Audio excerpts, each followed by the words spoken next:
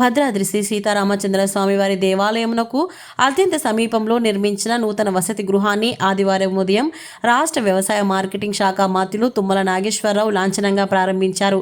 కమ్మ సేవా సమితి ఆధ్వర్యంలో బ్రిడ్జి నుండి రామాలయంకి వెళ్లే రోడ్లో గోదావరి నది ఒడ్డున ఈ వసతి గృహాన్ని కోట్లాది రూపాయలు ఖర్చు చేసి నిర్మించారు.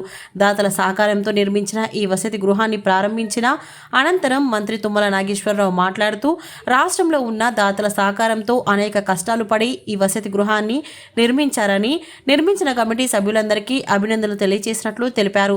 భవిష్యత్తులో ఈ వసతి గృహం అభివృద్ధికి, భద్రాచలం అభివృద్ధికి తాను కృషి చేస్తానని కూడా హామీ ఇచ్చారు.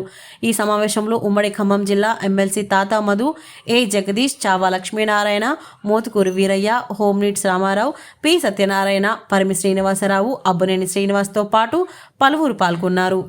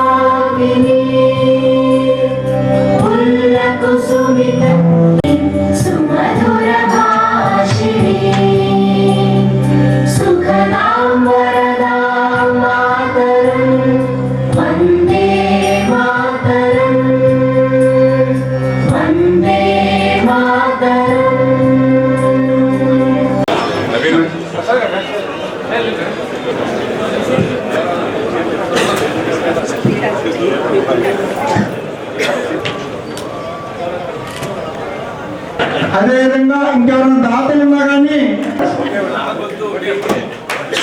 అదే శ్రీ అర్చునల్ జడ్జి గారిని సంఘ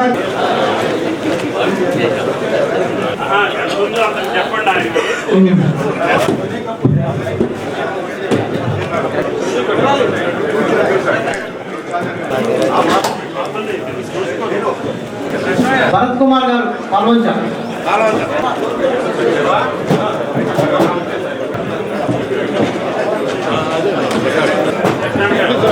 బొడ్డు లక్ష్మణ గారి కుమారులు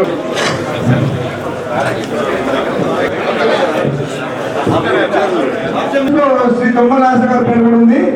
దయచేసి ఎన్వి చౌదరి గారు కూడా స్టేజ్ మీద రావాలని కోరుతున్నాం. మనుగోలు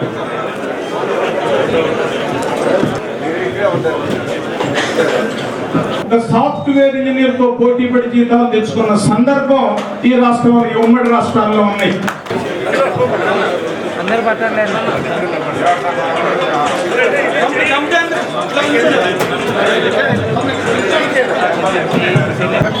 ఆంధ్రప్రదేశ్ ఇక్కడ సంఘాలు అనేవి ఎక్కడున్నా కూడా సేవా సంస్థలండి.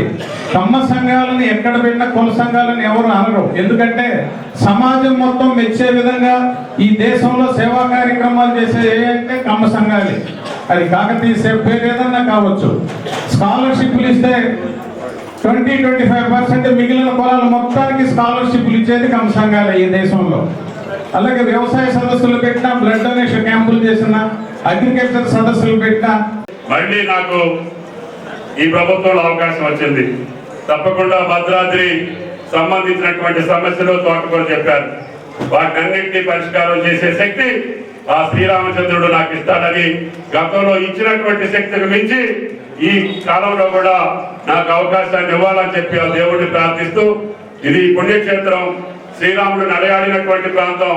ఈ ప్రాంతానికి నా రాజకీయ జీవితం ఎక్కువ భాగాన్ని ఈ ప్రాంత అభివృద్ధికి, గిరిజన ప్రాంత అభివృద్ధికి, మౌలిక వసతుల కల్పనకి, అందరికీ సౌకర్యం కలిగి ఈ యొక్క భద్రాద్రి పుణ్యక్షేత్రం ఎలసిల్లాలని చెప్పి కోరుకుంటూ, తప్పకుండా దేవుడి దయ వల్ల భవిష్యత్తులో రామాలయానికి కానీ, భద్రాద్రి డివిజన్ లో ఉన్నటువంటి సమస్యలు కానీ, ఈ యొక్క భద్రాచలం యొక్క అభివృద్ధికి నా శాయశక్తుల నా ప్రయత్నం ఉంటుందని చెప్పి విజ్ఞప్తి చేస్తూ, ఉగాది కల్లా అంటే శ్రీరామనవమి లోపలనే నేను శంకుస్థాపన చేసినటువంటి ఈ గోదావరి బ్రిడ్జి మళ్ళీ నా సమక్షంలోనే ప్రారంభిస్తానని చెప్పి కూడా ఈ సందర్భంగా